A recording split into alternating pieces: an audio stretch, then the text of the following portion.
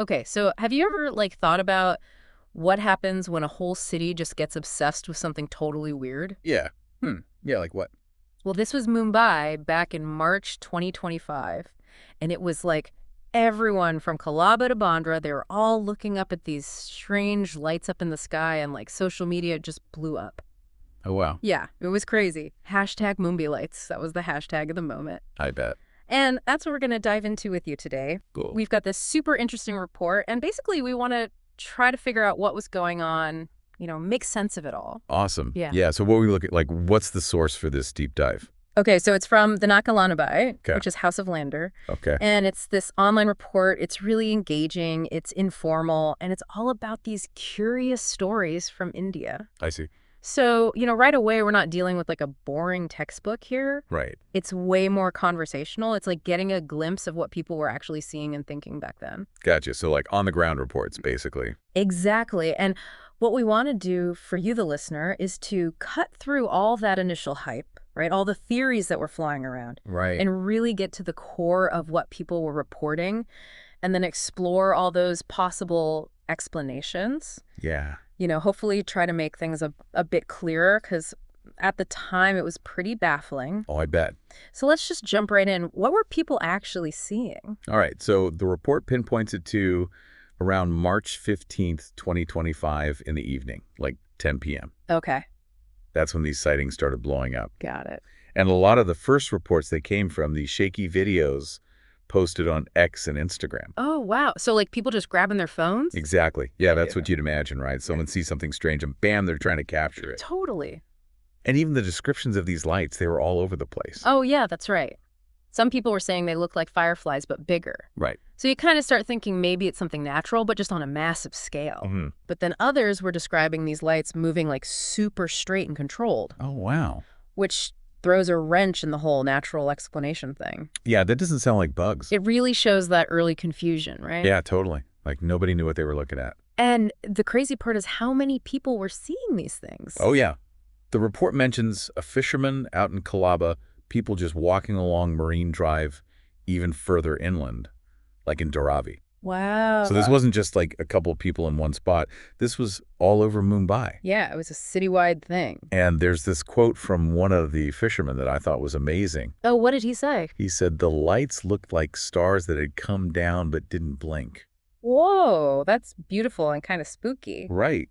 It really paints a picture, Totally. Yeah.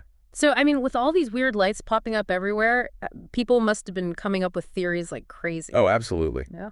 So what were some of the first explanations that people were throwing around according to this report? Well, the first one that makes sense is drones, right? Yeah, but Mumbai is a pretty tech-savvy city. Exactly. So a bunch of drones flying around at night is not totally impossible. Right. But the report brings up some interesting points against that. Oh, really? Like what?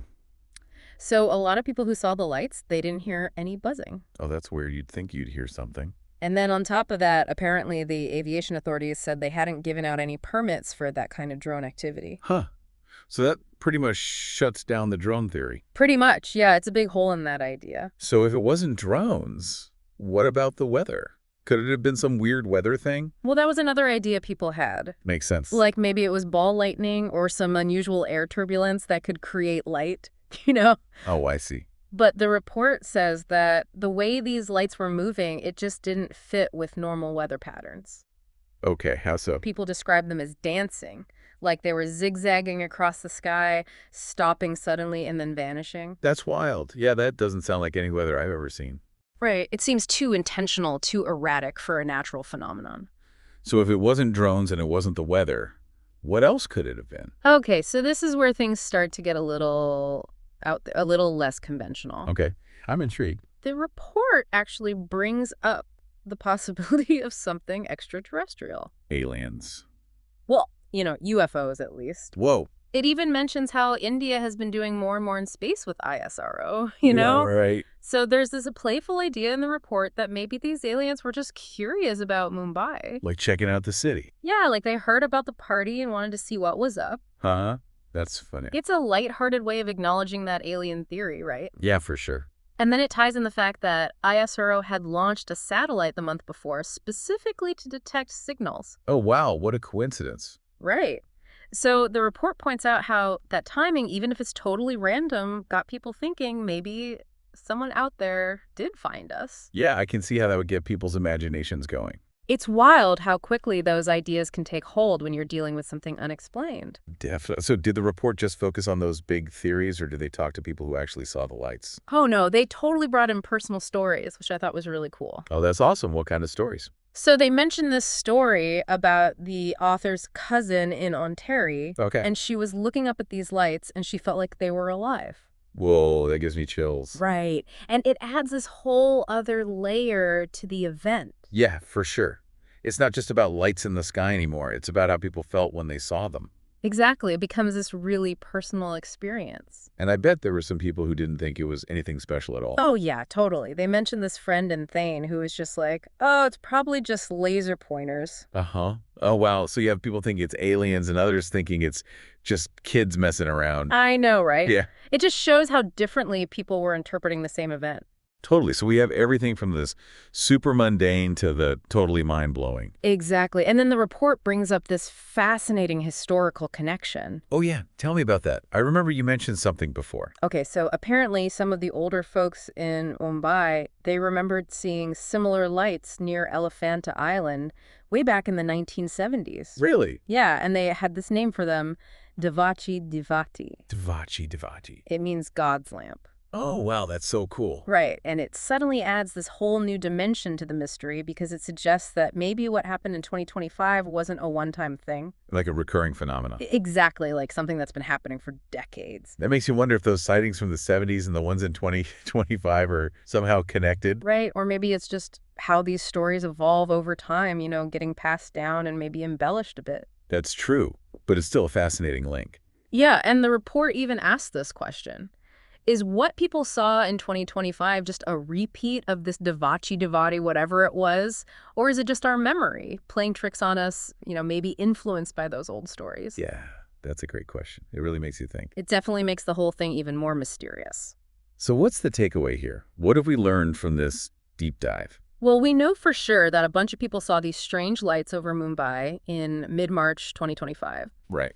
And the descriptions were all over the place. Some said they were like giant fireflies. Others said they were moving in these really precise ways. Yeah. And these weren't just isolated incidents. It was happening all over the city. Right. People tried to explain it with everything from drones to weather to even UFOs. And then you have that historical connection with the Devachi Devati, which is so intriguing. Exactly. And, the report itself doesn't give us a definitive answer. It lays out all the facts and explores all the possibilities, but it leaves the mystery open.